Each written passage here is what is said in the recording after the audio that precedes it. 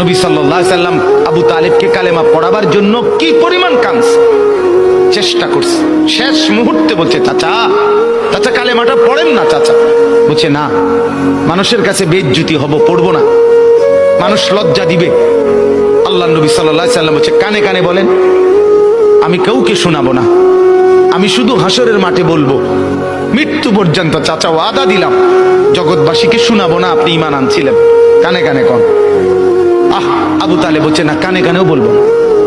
এবার নবী বলে চোখের পানি ফেলতে ফেলতে, চাচা এমনও কইতেন না তো, ঠিক আছে চাচা আমি কালেমাটা পড়ি, আপনি শুধু ঠোঁটটা নাড়েন, আপনি শুধু ঠোঁটটা নাড়বেন, আমি হাসরের দিন বলবো মাওলা আমার চাচা কালেমা পড়ছিল এজন্য ঠোঁট নাড়ছে, এর সুযোগ দেন। চাচা বলছে না না না, আমি ঠোঁটও নাড়বো না। আল্লাহ নবী তখন অঝরে কাঁদতেছিলেন আর চোখের পানি ফেলে বললেন, চাচা আপনি জাহান্নামের আগুনে জ্বলবেন, আমি সইব কেমন? আবু তালেব নাফরমান তখন কি বলছে জানেন? আন্নারু খায়রুম মিনাল আর। মুহাম্মদ, মানুষের কাছে লজ্জা পাওয়ার চাইতে আগুনে জ্বলা অনেক ভালো।